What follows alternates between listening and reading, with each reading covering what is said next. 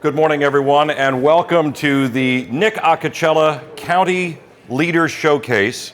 I'm Eric Scott from New Jersey 101.5, and the goal of this panel is to talk a little bit about the role of county government, which I know many in this room certainly are aware of. Unfortunately, I think we continue to live in a time where most people don't know what county government provides and the services that they can provide. And it has become an even more critical part of society and governance in New Jersey post-pandemic.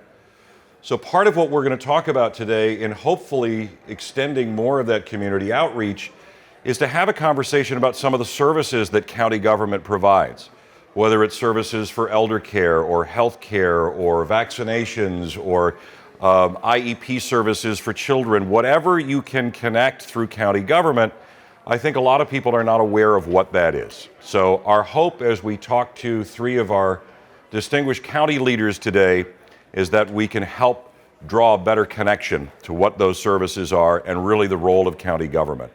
I think for most people in the public, the only time that they ever really interact with county government is when they get their property tax bill and they see that little note on that bill that says, this is what is going to my county government. Why do I need that? Is it another level of government that doesn't really serve any purpose? And the point of events like this is to try and underscore that, yes, it actually does provide a very valued service. And frankly, for the lowest knock on your property tax bill. County services historically have been among the most efficient in the layers of government without as great a support from the state as maybe other levels of government have. So we're going to introduce you to three of our county leaders today. We'll have a little conversation about how they got involved into politics, some of the services that they are providing, and some of the things that they are involved in their communities. So it is my supreme pleasure to introduce our first panelist, Teri O'Connor. She is the Monmouth County Administrator. Teri, would you come join me on stage, please?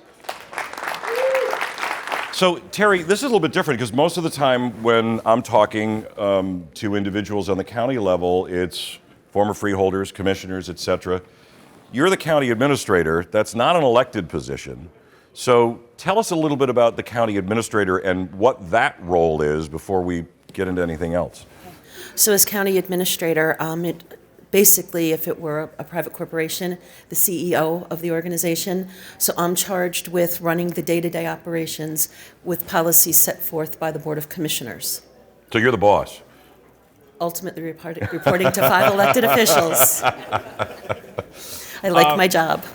So does that create any particular challenges, advantages that you are not elected, that you don't have to run for re-election? Does that provide any additional freedoms for you?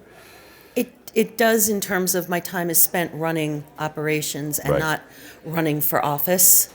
But there's politics in everything everybody come on now. does. Shocking, I know. Is that Shocking true? in New Jersey. Politics and everything in New Jersey. So let's talk about, in particular in Monmouth County. So Monmouth County has a really diverse population. You have shore towns that you have to deal with. You have rural towns that you have to deal with. There's been a great influx of new residents. There's some out-migration. What are your biggest challenges in trying to navigate some of that stuff now? So right now, obviously, coming through COVID and providing services and keeping our workforce safe. And, the mental health stress of the workforce.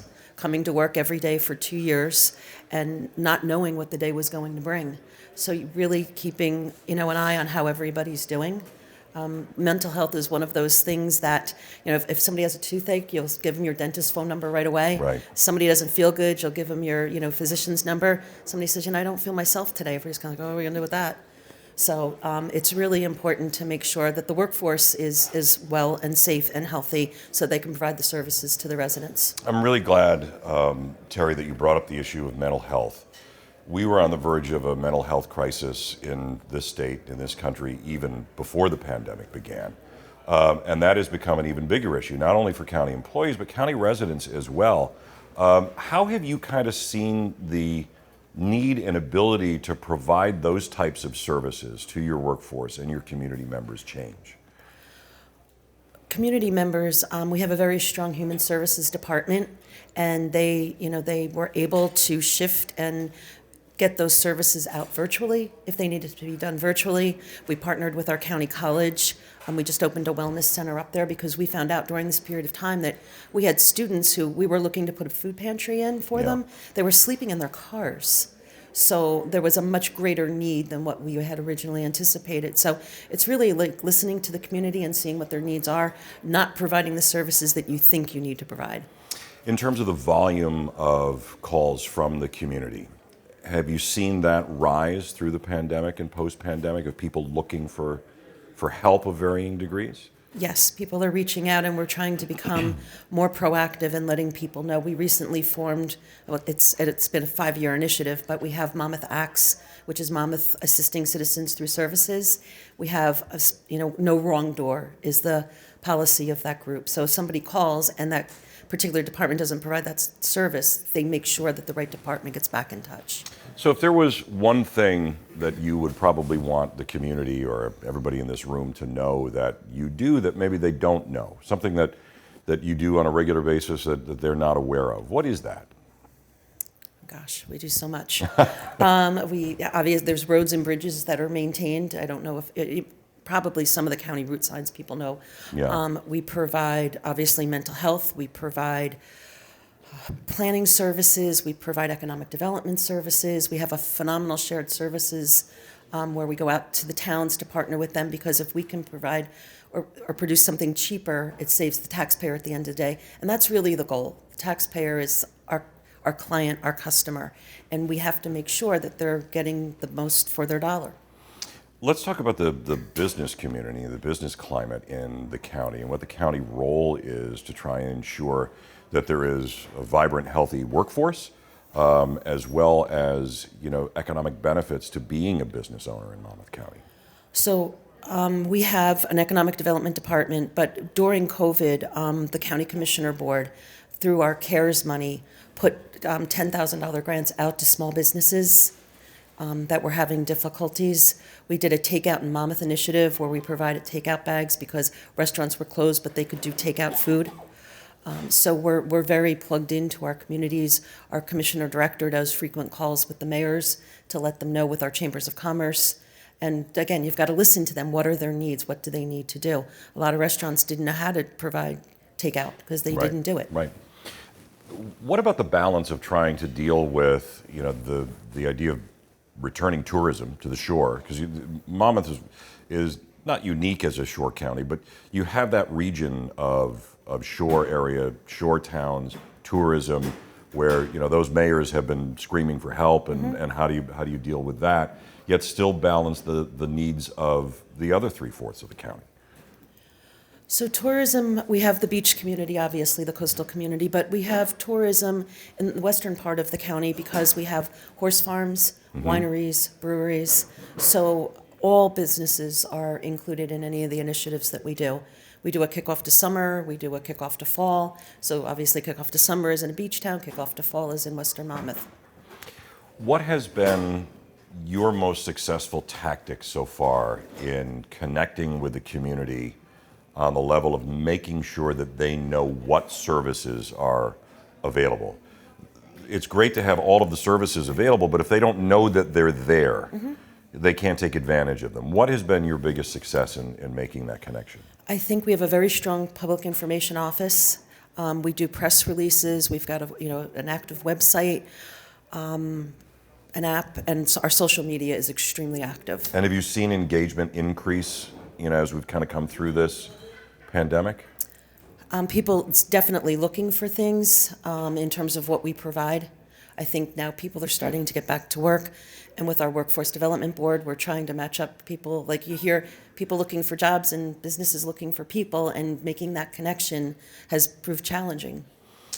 In terms of connecting with the state and kind of pairing with state resources, whether it's in a public information campaign or whether it's the actual delivery of services, are you finding good partners in Trenton to help you through that course? So, everybody, okay. I didn't think we were going to do this, Eric, but here we are. I wasn't trying to start any controversy, but that's Since we're here. That's important. As long as we're here, why not? I'm not afraid to ask. So if something's going on that we're struggling with in Monmouth, I have very good relationships in Trenton with staff of the governor's office, and I call and I ask. Sometimes we get it, sometimes we don't. But if you don't ask, they don't know either. Are we in a better position because of the pandemic? So one of the things I'm always interested to try and dig into is what were some of the good things, if you can say such a thing, that kind of came out of the pandemic? So is there better cooperation now from the local to the county to the state to the federal level? Because often there were silos.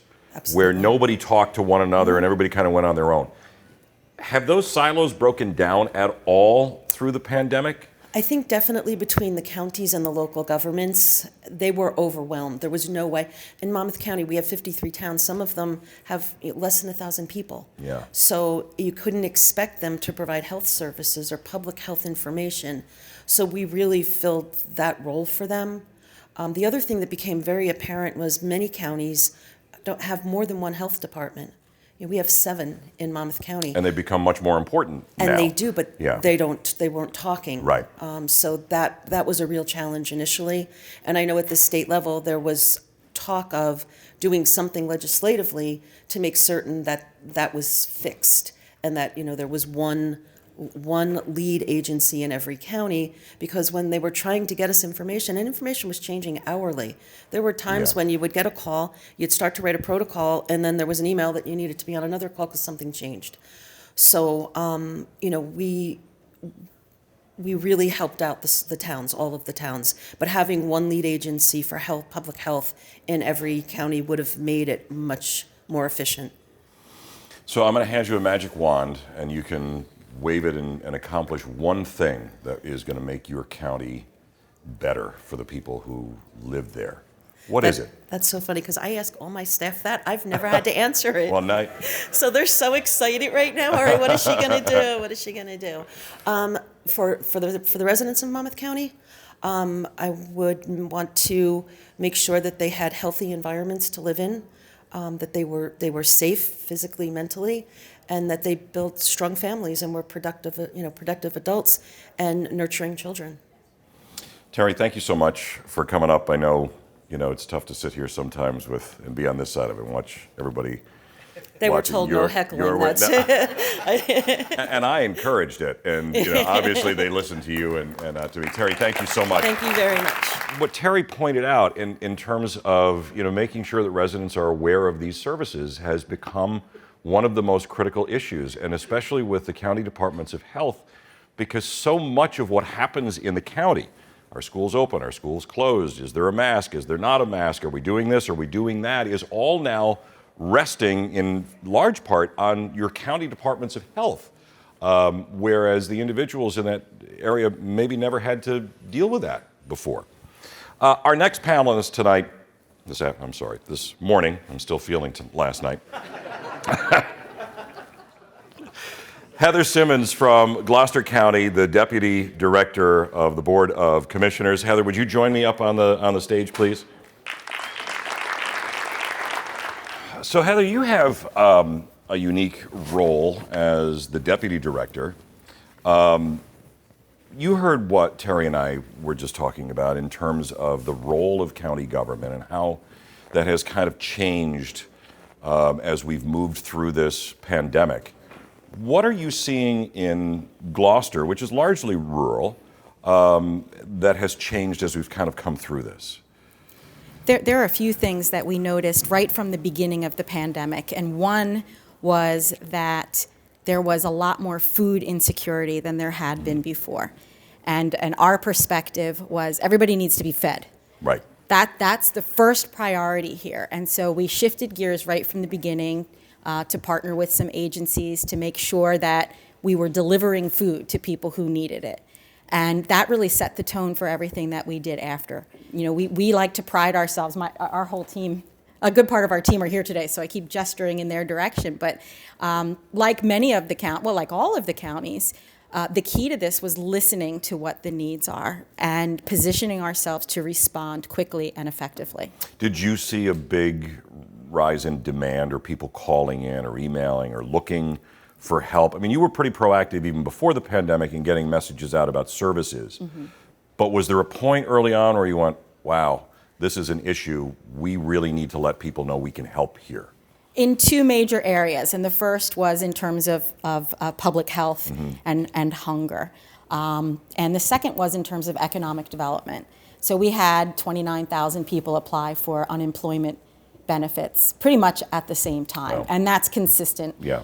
Based on population throughout the state. And even getting through to the unemployment office at the state was virtually impossible for people. It shut down the system when over 900,000 people across the state applied for unemployment at the same time. So our goal in that kind of a situation was to respond in person to every single call or email, which was a gargantuan undertaking. Are you talking door to door? No. Oh. No, for unemployment. Okay. So our economic development department and a couple other departments came together, and within 24 hours of any inquiry, an individual received a phone call or an email from us. And then within a day of that, another phone call or a follow-up email. So over the course of that first 6 or 8 months, we probably received several thousand phone calls. I think that stresses a really important point. And I would imagine, and this is not a criticism, but I would imagine there wasn't much you could really do to resolve their issue at that moment. But the fact that they had contact with somebody, a level of government or somebody, that at least provided some reassurance. I don't think there's anything more frustrating than reaching out for help and not getting a response. Well, that was the key message, that we will make sure to respond to you. Yes, a real person with a name and a phone number and an email address will respond to you. Because a lot of these folks, by the time they got to us, had experienced so much frustration at the state level through the fault of nobody in particular, but a lot of frustration. And this was an opportunity for us to say, we're here to help. And you're absolutely right that our one-stop career center, which is not an unemployment office, could not resolve any individual's issues. We do not have that capacity. But our one-stop, and everyone who has one understands this, well, we all have one, the one-stop is capable of pulling up an individual's file, and then we can at least give them a status of their claim and make suggestions on what phone number to call, what time is the best time of day to get through. Here's what happens if you don't get through. Stay in touch with us. We'll continue to work with you. And oh, by the way, what are the other issues that your family is having? Right. Do you have mental health issues? Are you food insecure? Do you need... Yeah, and I think that is really, really critical in terms of constituent services. In my world, in the broadcast world, we still do traffic and weather every 15 minutes. Well, you can get traffic on any variety of apps or your navigation systems. What they can't tell you is why. And sometimes if everybody's stopped in traffic, you're all angry, you're all frustrated, but don't you feel just a little bit better if you know why? What's going on? If it's an accident, if it's construction, if it's whatever.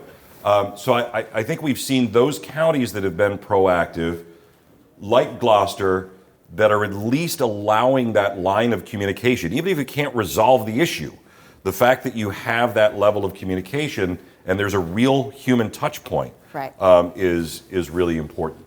Did you carry that on to any of the other services in the county as well, beyond even the unemployment issue? Well, I think you hit the nail on the head. The human touch point really is the key, that people know that there's someone there in government who actually cares about them and wants to try to help to resolve their problems. And so what we did using some of the recovery funds was to establish a contract with a company who is literally going door to door using federal census tract data to go into underserved communities and knock on doors. Do you know of this service that's available to you? How can we help meet your needs? To date, we just started this program about a month ago. And to date, we've actually spoken to 3,000 individuals. About 25% of them actually needed vital services and weren't aware where to get them. By far, the thing that people are needing most is assistance with utilities and rent. Because of the high unemployment rates and, Right. and things that we're dealing.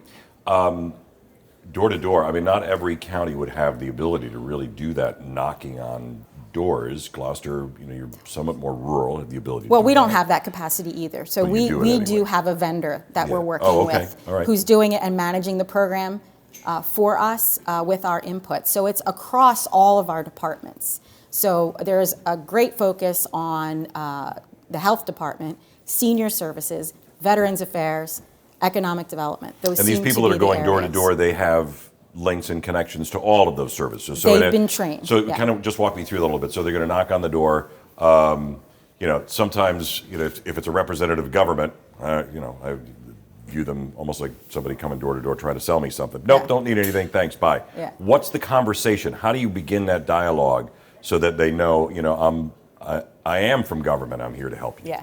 Well, first of all, I think it's important to note that there's a very non-threatening manner to this, Right. right? They're Right. dressed in khakis and a polo Okay. shirt. They're not in a formal attire that doesn't look like they're there to arrest you or anything like that. There's a great effort to make sure there's a little bit of that informality, but also a compassion Right. that goes into this visit. And we all know, those of us who are knocking on doors a whole lot, that the answer rate, especially with the ring, is really low. So Right. no matter how friendly you make yourself and all, the number of people who are even answering the door isn't tremendously high. Right. But those who do, that discussion has to be done very carefully, because often people who are in need don't want to admit that. Right. They've Right. never been an individual who had a need that they needed to turn to government to help them handle before, right? So some people feel ashamed or an embarrassment or a pride that says, no, I don't need that help. So it's a very delicate conversation, almost just building a relationship. Well, and speaking of embarrassment, let's talk a little bit about your political career. Wait a minute. No, I didn't mean it. Shall we rephrase that? That wasn't flip. No, I want to get personal for a second, because Okay. you are the longest serving female commissioner in Gloucester County, but you had kind of a Circuitous route? route to get Yeah. get in there and really kind of into the position that you serve now.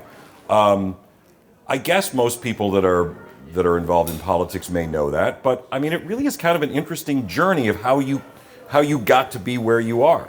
Yeah, and as I talk to my colleagues over the years, I hear similarly circuitous routes. I mean, we all kind of end up in a place we didn't plan to end up. But in 2010, which was a midterm election after the Obama win in 2008, I was approached by a sitting freeholder who was not seeking re-election. And the question was, have you ever considered running for office? And of Had course, you at that time? I laughed and said, who would be dumb enough to do that? And I said, but out of respect for you, I'll give it some serious consideration. And when I did, with my ex-husband and my father-in-law, I sat down and the discussion was, what do you have to lose by tossing your hat in the ring? Simply because there aren't enough women in government. Right. It was a conversation that I had been having with friends and colleagues. There need to be more women doing this. And so I decided to toss my hat in the ring, and I was chosen by the Democrat Party to seek a first term in 2010 and started knocking on doors in March. It was snowing when I started, and it was snowing when I finished in November. It was one of those years, and I lost by 113 votes out of 80,000 votes. Wow. And it was a fair election, and we accepted those results. But I ended up being appointed in January 2011, and the reason for that was that Steve Sweeney was the freeholder director in Gloucester County and had just become Senate president, and the state legislature passed a law that said you couldn't hold two elected offices, so he relinquished his county position, and the party appointed me to that. And here you are today. And they've been stuck with me ever since. As the deputy director. So you, before you had that knock on the door where they said, have you ever considered, you'd never considered that before? No, I think I was a library aide in middle school, but that you got to get elected by your classmates to do. But that was the only election I had ever participated in. And really because I liked the pin that you got to wear. Any regrets that your life has kind of taken that path now? You know, I think all of us decide in some way to give back to our community. Yeah. And whether that's coaching Little League or teaching Sunday school, or working with Scouts, each of us has a path that we follow because we feel a need, a tug to give back, to make our place a little better than it was when we got here. And this is just my way. I get an opportunity just to talk to people and to really help people. I think all of us in county government like the fact that as regional government, we have access to a lot of resources at the state and federal level. And in that regard, we can really help people. But at the same time, we're close to the ground. We're still seeing people that we serve in the supermarket with us, and we're in the community every day. We're not in Trenton, we're not in Washington. We're here, we're part of that community. And so I find it to be a very unique and rewarding level of government. Well, that's awesome. Heather, thank you for joining the panel. Thank you for serving. I would love to introduce Jerry Walker, who is commissioner in Hudson County, up to the stage. We'll launch right into that, Jerry. How did you come to be a commissioner? Funny story.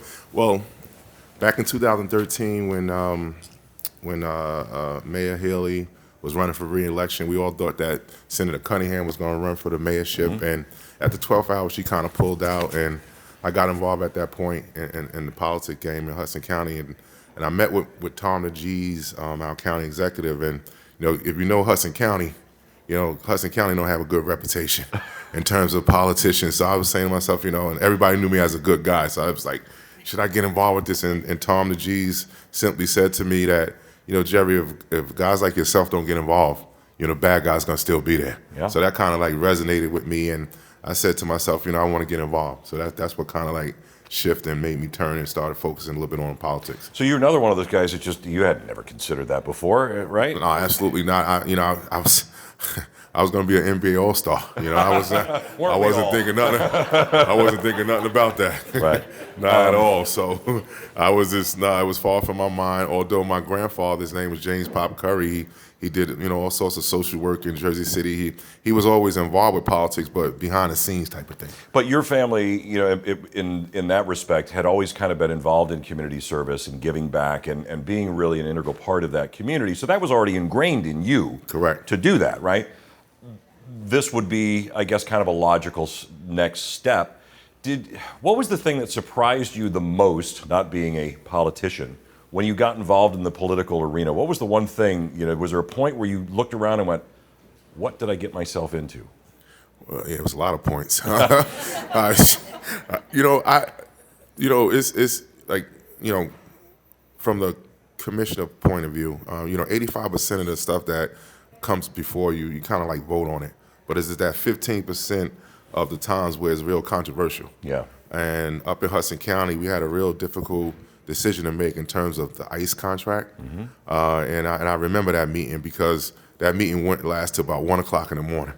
They had so many people there, so we had to figure out how to balance it out. And from our perspective, from a fiscal perspective, we have to figure out how to maintain certain things. And taking $20 million away from our correctional facility would really damage a lot, and we had to lay people off, and a lot of these people was from my district too. So we were trying to figure out how to, overcome that. And we started, collaborating with other counties, taking in their inmates, et cetera, to try to make up the difference. So that's how we did it. So that was a real difficult thing. So, well, Jerry is a great example of somebody who has kind of married that public service aspect from a governmental standpoint with what he does in the community through Team Walker, which he started in 1996.